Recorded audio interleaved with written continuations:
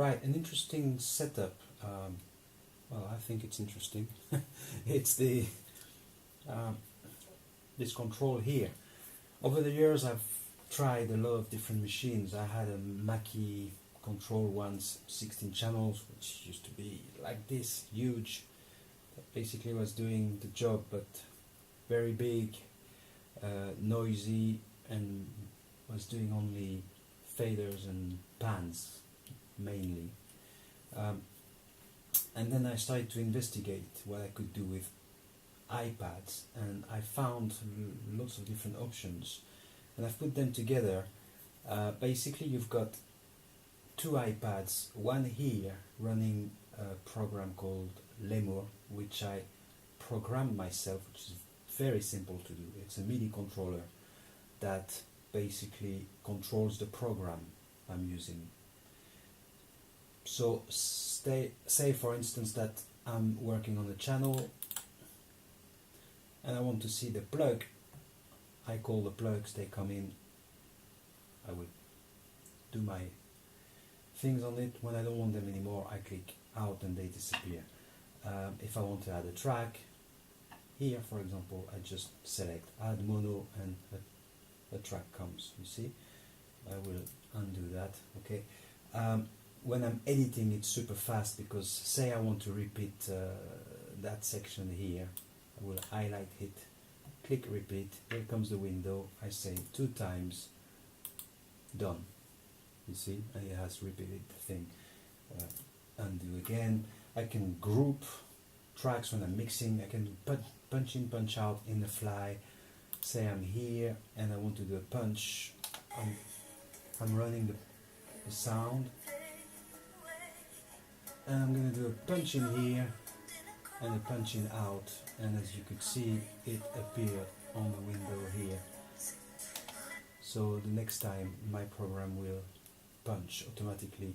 It came on the faderport as well, so I can see that I'm doing a punch. I can put it in or out here. I can do loops that way. I can loop from here to there. Okay, I want to see the mixer. Right, I've got one track now called up, so I'm going to call like several tracks. I call the mixer, there you go, and the mixer goes away when I close it, right? Okay, I call it again, there you go. So I can quickly access to things that I use, 200 times a day, instead of going here in the menu. In the center you've got the faderport, which is the smartest thing I found so far, because it actually follows everything I do on screen. Every time I call a track, I can see its fader, I can see if it's mute, if it's in solo. I can see the automation mode. Right now it's in read mode. So if I want to put it in right, I go right. If I want to switch it off, I switch it off. It's really, really simple, but it's got a pan, a volume, and control things. And this gives me instant access to that section I've got here on the left, but I've got it here physically. I can touch it. And of course, as soon as I touch a track with the mouse, I select the track, I have access to its volume and whatever, pan and stuff. So this is very cool. And on the right, I've got the iPad with this program called V-Control, which basically gives me access to 8 channels at a time. So I'm here now, I'm on the riff here. So I click on riff, that became grey. If I move this, as you can see, this one is moving too. But at the same time, I can have access to other channels. So I can quickly have access to things, pans, stuff. I can do flip, which is really cool if I want to work on, say, I want to go on the send.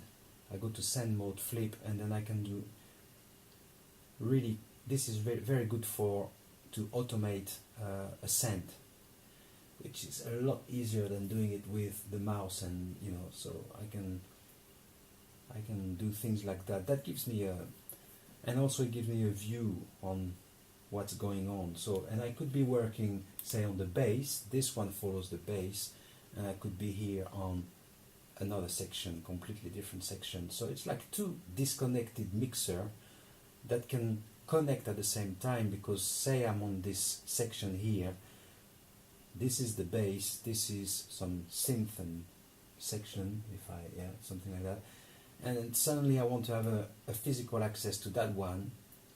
I click that and that one just followed, and automatically I have access to this. So this is actually very cool, and the beauty of this program is that you can run it in 16 channels, and those two iPads will connect, and I will have 1 to 8 here and 9 to 16 here. Another cool thing is I would call up the mixer, for example. The mixer that I've just recalled follows the iPad. So that gives me a quick view of the plugs and the send that I've got there. So I can just, for example, shaker 2, call the plug, and there you go, and out. So there you go, this is my little setup. Hope this will give you some ideas on how to build your own controllers, because in terms of price, by the way, you can grab an used iPad for like 100 euros these days. These are first and second generation iPad, so like not very not recent one at all. So we're talking, if you could get the faderport is like 150 euros.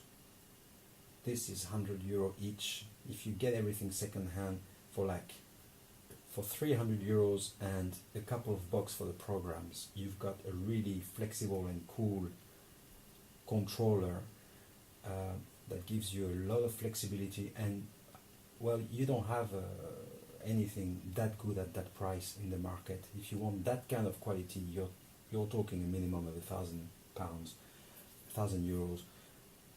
So I found this way not just practical, but also cool to look at and also cheap. Alright, thanks for watching.